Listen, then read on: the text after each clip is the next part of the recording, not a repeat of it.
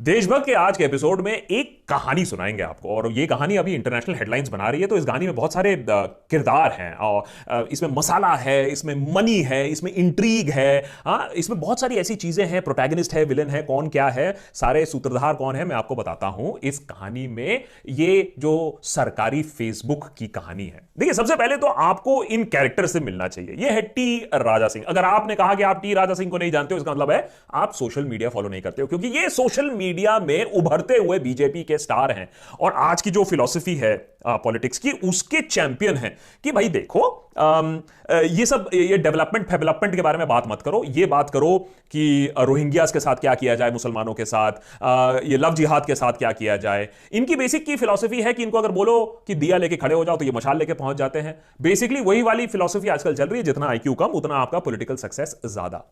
तो T Raja Singh social media इस्तेमाल करते हुए, फेसबुक इस्तेमाल करते हुए कह रहे हैं कि रोहिंग्या मुसलमानों को गोली मार देना चाहिए और मुसलमानों को कैसे हैंडल करना चाहिए, एटसेट्रा एटसेट्रा। इन सब चीजों के बारे में बात कर रहे थे, मस्जिद गिरा दो वगैरह वगैरह। अब फेसबुक ये सारी चीजें देख रहा था। फेसबुक में आप यकीन नहीं मानेंगे, लेकिन फेसबुक में ऐसी भी एक टीम है जो देखती है कि कौन लोग गलत टाइप ऑफ कंटेंट कर रहे हैं। उनकी भी अपेरेंटली एक पॉलिसी है, हमने कभी देखी नहीं है, लेकिन ऐसे लोग हैं फेसबुक में। अब उन लोगों ने बोला कि ये जो टी राजा सिंह है, तो सोचिए कितनी बड़ी बात है कि उन लोगों ने भी कहा कि बॉस ये ज्यादा हो गया। तो जब उन लोगों के लिए ज्यादा हो गया तो उन्होंने कहा कि टी राजा सिंह और 3 और जो बीजेपी पार्टी के लीडर्स हैं उनका अकाउंट बैन कर देना चाहिए, क्योंकि वो डेंजरस कैटेगरी में आ गए। डेंजरस कैटेगरी क्या है?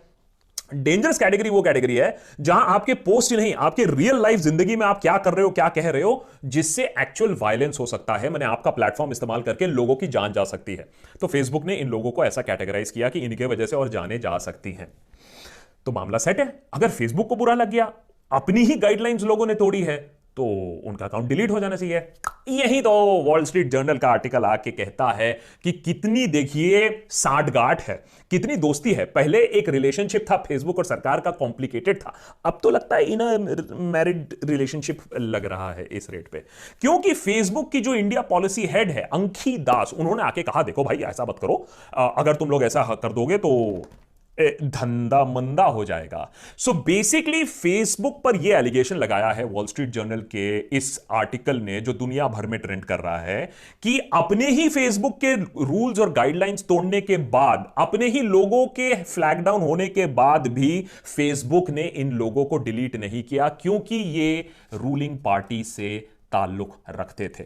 और ये न्यूज़ जो है ये फेसबुक ने डिनाई भी नहीं की। As a matter of fact, Andy Stone है फेसबुक के स्पोक्सपर्सन, उन्होंने ये बात एडमिट की है कि अंकित दास ने, जिनका कोई काम नहीं था, लेकिन उन्होंने इनको बोला कि बॉस ऐसा करने से हमारा पॉलिटिकल ब्लोबैक होगा, वो काफी सीवियर हो सकता है। ऑल्दो फेसबुक का ये कहना है, उनके स्पोक्सपर्सन का ये कहना है कि कुछ और भी वजह हो सकती है जिनके वजह से इन्हीं की गाइडलाइंस तोड़ने के बाद भी इन लोगों को डिलीट नहीं किया गया है, इनके अकाउंट्स बैन किए नहीं गए हैं। वो क्या और वजह है ये हमें बताया नहीं गया है। हो सकता है जकरबर्ग अंकल जी खुद ही रोहिंग्या मुसलमानों को पसंद ना करते हो सकता है जकरबर्ग अंकल खुद ही चाहते हो कि ये हेट, ये लाइज, ये प्रोपेगेंडा आगे स्प्रेड हो। नेता टाइप आधा काम मत करो, सब्सक्राइब के साथ साथ बेल आइकॉन भी दबाओ। अब अगर ये एक आइसोलेटेड इंस्टेंस होता तो हम मान लेते हैं, अच्छा चलिए कोई बात नहीं, हो सकता है कुछ पॉलिसी डिसीजंस की वजह से इन लोगों को डिलीट नहीं किया। लेकिन वॉल स्ट्रीट जर्नल आगे भी जाके जो फॉर्मर एम्प्लॉइज हैं फेसबुक के, उनसे बात करने के बाद एक लंबी सी लिस्ट निकालते हैं कि कैसे फेसबुक ने कुछ हेट एलिमेंट्स को और कुछ प्रो गवर्नमेंट एलिमेंट्स को स्पेस दी है, जगह दी है अपना प्रोपेगेंडा आगे फैलाने के लिए। इसका मतलब है आपको जो फेसबुक में इंफॉर्मेशन ट्रिकल डाउन होके आती है दोस्तों से, यारों से, ग्रुप से, वो कैसे आपको परोसा जा रहा है, आपके मुंह में ठूसा जा रहा है, आपके दिमाग को कैसे ब्रेन वॉश किया जा रहा है। कुछ ऐसे ही एग्जांपल्स और भी वॉल स्ट्रीट जर्नल ने लिस्ट करके दिए हैं। कैसे मुस्लिम्स इंटेंशनली कोरोना फैला रहे हैं हमारे देश में, कैसे लव जिहाद एक कैंपेन है भारत को डिस्ट्रॉय करने के लिए। वैसे आजकल लव जिहाद के बारे में ज्यादा सुनने को आता नहीं है। और इलेक्शन टाइम में कैसे फेवरेबल और कैसे एल्गोरिथम प्रो गवर्नमेंट वॉइसेस को आगे बढ़ाता है और दूसरे आवाजों को दबाता है। इन सब के बारे में एलिगेशन है वॉल स्ट्रीट जर्नल में, फॉर्मर एम्प्लॉइज को कोट करते हुए, सोर्स करते हुए। और टी राजा सिंह तो एक ही इंसान है, लेकिन ऐसे और भी बहुत सारे इंस्टेंसेस हैं, जैसे कि अनंत कुमार हेगड़े जी को भी कोट किया गया है वॉल स्ट्रीट जर्नल में। उन्होंने वॉल स्ट्रीट जर्नल से बात करने से इनकार कर दिया, लेकिन फैक्ट तो यही है कि ये भी कोरोना जिहाद के चैंपियन थे। खूब कूट कूट के इन्होंने आर्टिकल्स लिखे, खूब कूट कूट के पोस्ट इन्होंने डाले सोशल मीडिया पे, लोगों को यह बताने के लिए कि देखिए हम तो इतना अच्छा काम कर रहे हैं, हमने तो बैश कर दिया कोरोना को, लेकिन ये जो लोग हैं कोरोना जिहाद फैला रहे हैं, इन्हीं की वजह से आज इंडिया नंबर 1 बन रहा है ना कोरोना में। अब आप हालत सोचिए, ट्विटर ने जहां कुछ भी चलता है, जहां आप कुछ भी अंटे संटे लिख दीजिए उसको बैन नहीं किया जाता है। ट्विटर ने इनके अकाउंट को डीएक्टिवेट कर दिया, लेकिन फेसबुक ने इनको हाथ तक नहीं लगाया। देखिए कितना इंडिपेंडेंट है फेसबुक। जब वॉल स्ट्रीट जर्नल ने उनको अनंत कुमार हेगड़े जी के बारे में सवाल पूछा, तब जाके आनंद में इन्होंने इनके कुछ पोस्ट्स वगैरह डिलीट किए हैं। तो ये जो साठगांठ है, ये एक इंस्टेंस पे नहीं है, ये एक पर्सन पे नहीं है, ये एक ट्रेंड है, एक चेन जो निकल के आ रहा है। उसके ऊपर साकेत गोखले जो एक आरटीआई एक्टिविस्ट है, साकेत गोखले ने एक और संगीन आरोप लगाया है जहां तक अंकी दास की बात है, क्योंकि वो कहते हैं रश्मि दास जो है एबीवीपी की जेएनयू में प्रेसिडेंट थी, एबीवीपी की प्रेसिडेंट इन जेएनयू, जिन्होंने बोला कि जो अटैक हुआ था जेएनयू पे बिल्कुल सही हुआ था। रश्मि जी ने एक आर्टिकल भी लिखा है moneycontrol.com पे, जहां जियो पे जो फेसबुक ने इन्वेस्टमेंट किया है और जो पार्टनरशिप हो रही है उसके बारे में वाहवाही हो रही है। ये रश्मि दास कौन है? ये अंकी दास की बहन है, अकॉर्डिंग टू साकेत गोखले। तो ये जो इंफॉर्मेशन निकल के आई है ये इलीगल नहीं है, इसमें कुछ इलीगल नहीं है, लेकिन अगर ये अमेरिका होता तो कॉन्फ्लिक्ट ऑफ इंटरेस्ट को लेकर डेफिनेटली एक इन्वेस्टिगेशन बैठता, लेकिन ये इंडिया है, यहां सब चंगा सी है जी। तो अब सवाल आता है कि भाई इसके बारे में क्या हमको एकदम खबर नहीं थी, एकदम भनक नहीं थी? क्या सारे लोग, जर्नलिस्ट, पॉलिटिशियन सो रहे थे कि फेसबुक इतना सारा साठगांठ किया जा रहा था? एक्चुअली ये ओपन सीक्रेट एक तरफ से आप कह सकते हो ऑलरेडी है इंडिया में। बहुत सारे पॉलिटिकल पार्टीज इसके बारे में जानते हैं, बहुत सारे पॉलिटिशियंस इसके बारे में जानते हैं। आप यकीन नहीं मानोगे, लेकिन ये पार्लियामेंट तक भी बात पहुंच चुकी है। सुनिए। Facebook senior management in India are de facto campaign managers for the BJP. Facebook's Delhi office is virtually an extended BJP IT cell. And I'm saying this with all responsibility. Facebook censored anti-BJP news and put other parties in jeopardy. The Facebook algorithm censors anti-BJP content. अजी Facebook को campaign manager of BJP बोल दिया, लेकिन Facebook टस से मस नहीं हुई, फेसबुक से तो कोई रिस्पांस हमें देखने को नहीं मिला। तो ये चीज जो हमें मालूम थी, हमारी मीडिया तक को जो कुछ लोग अभी भी बोलते हैं मीडिया में, उनको मालूम थी, अब पूरे दुनिया को मालूम हो रही है कि ये जो दोस्ती है, ये जो रिलेशनशिप है, कितनी गहरी है। आहा, क्या दोस्ताना है फेसबुक और सरकार का। और बात सिर्फ पॉलिटिशियंस ही नहीं, कुछ जर्नलिस्ट ने भी उठाई थी। अब यह मत सोचिएगा कि 9 बजे किसी एंकर ने इस बात को उठाया हो फेसबुक के बारे में, लेकिन सिरिल सैम और परंजॉय गुहा ने एक 5 पार्ट सीरीज की थी on a website called news click. अब वो मैं आपको पूरा तो नहीं समझा सकता हूं कि 5 पार्ट में क्या क्या लिखा था, वो लिंक नीचे मैंने दे के रखा है, जाके एक बार पढ़िएगा कि 2019 इलेक्शन से पहले ही यह कंसर्न रेज किया गया था कि फेसबुक कैसे काम कर रहा है, सरकार को हेल्प कर रहा है। 5 पार्ट की सीरीज में क्विकली अगर मैं आपको बताऊं तो कुछ कुछ चीजें जो इंपॉर्टेंट बताई गई थी। फेसबुक और व्हाट्सएप कैसे मिस इंफॉर्मेशन स्प्रेड कर रहा है, which is leading to lynchings across India. BJP का प्रोपेगेंडा कैसे फेसबुक आगे बढ़ाता है, और राइवल्स की मैसेजेस कैसे दबाई जाती हैं जिससे कि उनकी आवाज ऊपर ना उठे। फेसबुक इस सब से कैसे बेनिफिट करता है, कौन कौन है सूत्रधार जो ये सारा काम कर रहे हैं, कैम्ब्रिज एनालिटिका का क्या रोल है, और कांग्रेस भी कैम्ब्रिज एनालिटिका के साथ क्या करने की कोशिश कर रही थी, फेसबुक को कैसे टैप करने की कोशिश कर रही थी। ये सारा जो है पूरा लिखना और पूरा जो रिसर्च है ये आपको अवेलेबल है न्यूज क्लिक के इस 5 पार्ट सीरीज में, लिंक मैंने नीचे देके रखा है। तो भाई पहले न्यूज क्लिक बोल रहा था, पहले कुछ पॉलिटिशियंस बोल रहे थे, अब दुनिया भर में ये बात हो रही है वॉल स्ट्रीट जर्नल से। आपको सुन के लग रहा होगा अब तो अंकी दास के बुरे दिन आ जाएंगे, अब तो सवाल उठेगा फेसबुक के ऊपर कि भाई ये सब क्या हो रहा है। आप किसी पार्टी का प्रोपेगेंडा चैनल हो या दुनिया का कनेक्टिंग पेज हो। वेल प्रॉब्लम यह है कि अंकी दास को कुछ नहीं होगा, क्योंकि अगर यह रिपोर्ट जाएगी उनके पप्पा के पास, जकरबर्ग अंकल के पास अमेरिका में, तो हालत अमेरिका में भी अंकल का तो वही है, ऑर्डर तो अंकल दे रहा है, अंकल तो खुद ही ये काम कर रहे हैं। अब देख लीजिए अंकल को बुलाया गया, अब देखिए ये आपके लिए थोड़ी सी नई चीज होगी, लेकिन अमेरिका में कांग्रेशनल हियरिंग्स होती हैं जहां बड़े बड़े बिजनेसमैन को भी बुला के ना सीधे उनकी धुलाई होती है सबके सामने while the cameras are rolling.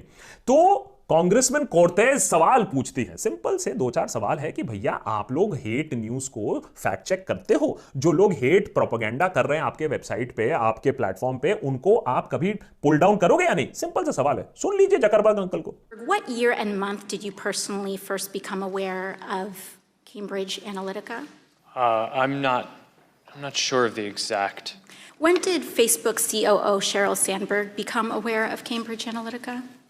I don't know off the top of my You head. don't know. When was the issue discussed with your board member Peter Thiel?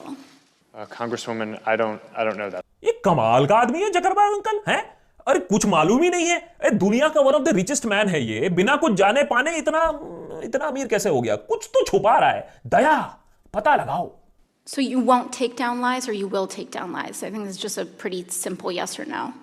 Congresswoman, I'm not talking about spin. I'm talking about actual yes, in most cases, disinformation. in a democracy, Okay. I believe that people should be able to see for themselves what politicians that they may or may not vote for So are you saying, won't take judge them their down. character for themselves. So you won't take. You may flag that it's wrong, but you won't take it down.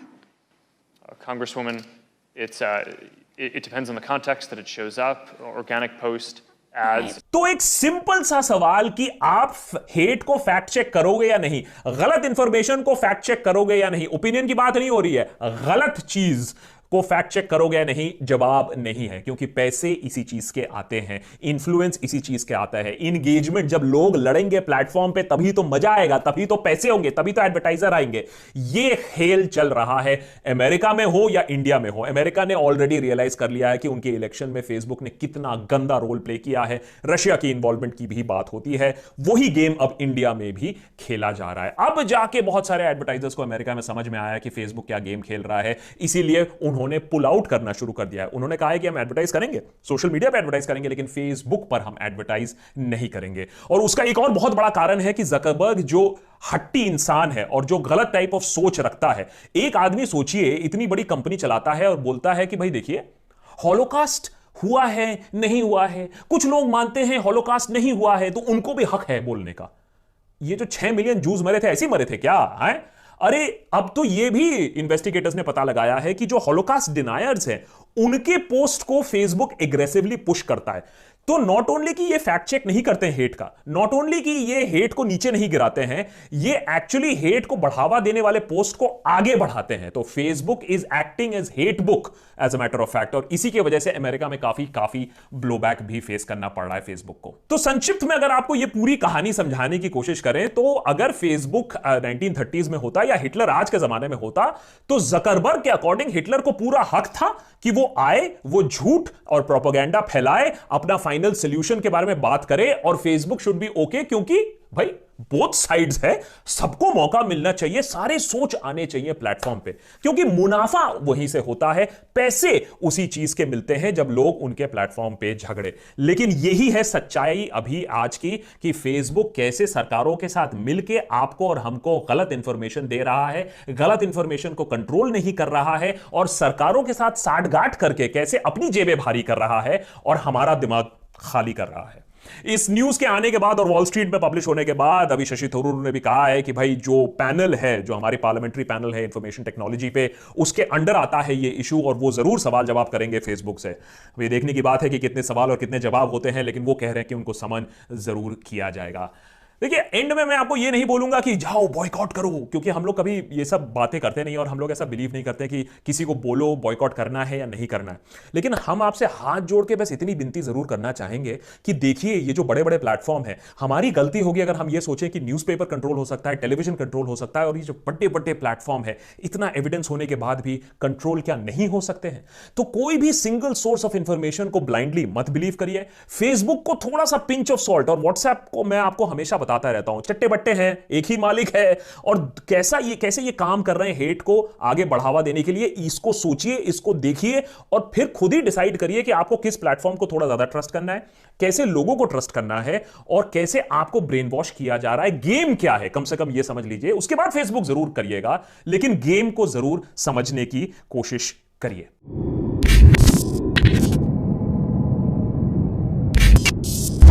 लंबी कहानी हो गई होगी थोड़ी सी, माफ करिएगा, लेकिन ये बहुत ही दिलचस्प कहानी है। बहुत सारे लोग इस पे बात कर रहे हैं, इंटरनेशनली हमारी छीछी हो रही है इस रेट पे कि कैसे सरकार के साथ मिलके फेसबुक ऐसे काम कर रही है। तो कम से कम आप इस धंधे के अंदर मत पड़िएगा। मैं एक ही चीज आपको रिक्वेस्ट करूंगा, बॉयकॉट करिए ना करिए, अनइंस्टॉल करिए ना करिए, लेकिन इंडिपेंडेंट न्यूज साइट्स को जरूर फेवर करिएगा, क्योंकि वही एक लास्ट बैस्टियन रह गया है जो इधर उधर से स्पॉन्सरशिप्स नहीं उठाते हैं रैंडमली, और वो आपके सब्सक्रिप्शन बेसिस पे चलते हैं, तो उस पर जरूर फोकस करिएगा। So that is why today special thanks to our ultimate देशभक्त। ये वो कोर लोग हैं जिनके वजह से हमारा ये यूट्यूब चैनल आगे बढ़ता है और हम नई नई चीजें करने की कोशिश कर रहे हैं, एक छोटा सा वेबसाइट लॉन्च करने की कोशिश कर रहे हैं, टेलीग्राम पे आने की कोशिश कर रहे हैं। तो ये सारी चीजें अब हम धीरे धीरे कर रहे हैं क्योंकि आपका सपोर्ट जरूर मिला है। तो आप कैसे सपोर्ट कर सकते हो? ज्वाइन बटन नीचे है, या फिर patreon.com/theDeshBhakt पे आप ज्वाइन कर सकते हो। कौन से टीयर्स हैं, कैसे कैसे मेंबरशिप बेनिफिट्स हैं, अल्टीमेट देशभक्त क्या है, वो सारा इंफॉर्मेशन आपको वहीं मिल जाएगा। Thanks for watching,